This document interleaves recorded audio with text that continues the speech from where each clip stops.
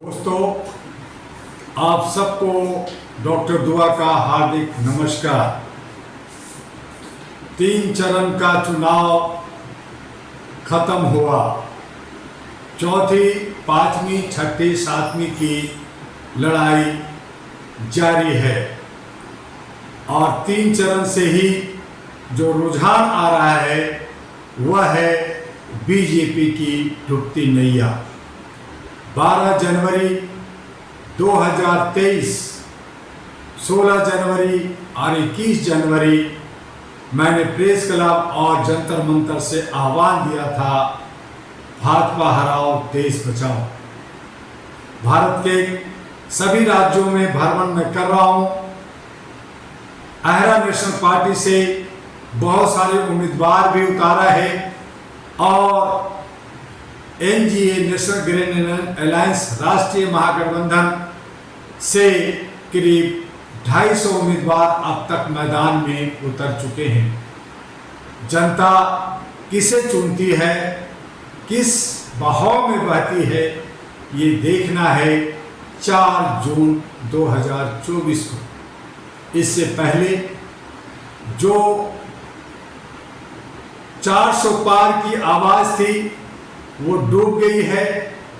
BJP Ram को लाए थे और उस पे नैया पार होना चाहते थे। राम जी ने हाथ झटक दिया है कि भाई अपनी दम पे तो जीतो। राम जी किनारा ले लिए। अब उन्होंने हिंदू मुस्लिम का नारा दिया। हिंदू मुस्लिम में दंगा फसाद और असामाजिकता फैला करके वोट का ध्रुवीकरण करके के जीतना चाहती थी बीजेपी, लेकिन मुसलमान और हिंदू ने इस बात को भांप लिया। अपनी भाईचारे को कायम रखते हुए, सौहार्द को कायम रखते हुए, जहां जहां भी ये लोग गुंडागर्दी बदमाशी कर रहे हैं वहां भी हिंदू मुस्लिम मिल करके बीजेपी को हराने में लग गए हैं।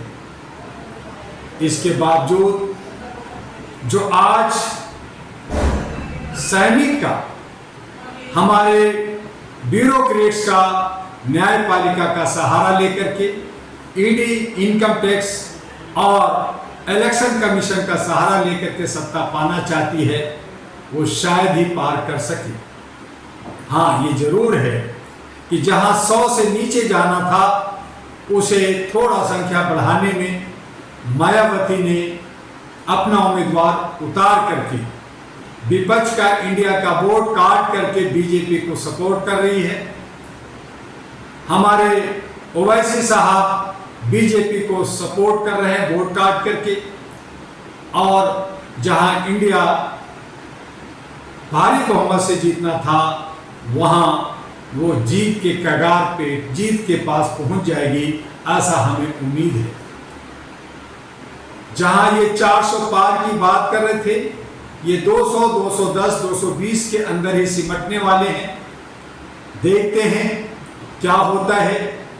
25 मई के बाद मीडिया भी एग्जिट पोल देगी, जनता का भी एग्जिट पोल आ जाएगा और हमें ये सब देखने और सुनने को मिलेगा।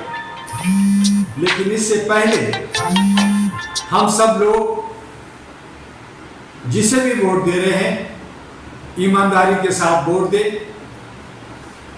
और ऐसा नहीं है कि एनडीए गलत है। बहुत सारे लीडर उसमें अच्छे हैं, उन्हें जिताइए। और जो इंडिया में ओपोजिशन में है वो लोग भी बहुत सारे गलत हैं, उन्हें भी हराना है। इसलिए किसी को बहुमत ना मिले, 272 ना मिले, आपसी लड़ाई हो और लोकतंत्र के अंदर जो बहुमत में नहीं आता और उसके बाद संवैधानिक तरीके से देश की सेवा करता है, समाज की सेवा करता है, हम उसे ही गले लगाते हैं। लेकिन इन सब की गलतियों के बावजूद हमें देखना होगा, समझना होगा, और इसके लिए अहरा नेशनल पार्टी आपके साथ आगे बढ़ रही है। आइए अहरा नेशनल पार्टी के साथ और इसको जो है अपने सूझबूझ से आगे बढ़िए।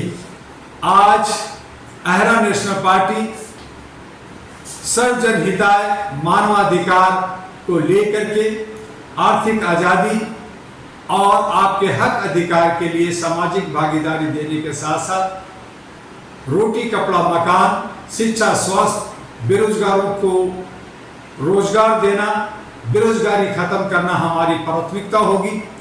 और इसके लिए हम सब लोग कमर कस चुके हैं।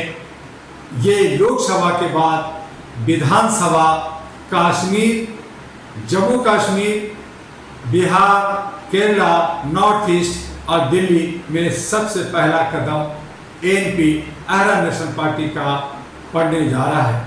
उसके बाद कमोबेश भारत के सभी राज्यों में हम लोग सर्वजन हिताय मानवाधिकार पे काम करने जा रहे हैं। जो अच्छे सच्चे लोग हैं, जो सही तरीके से समाज की सेवा करना चाहते हैं, जो लोग पढ़े लिखे लोग हैं, जो सत्ता में आना चाहते हैं, अपनी बायोडाटा लेकर के अहरा और एनपी के प्रधान कार्यालय U137 street number 3 near Laxmi Nagar metro station gate number 4 Shakarpur Delhi 92 पे आके संपर्क कीजिए।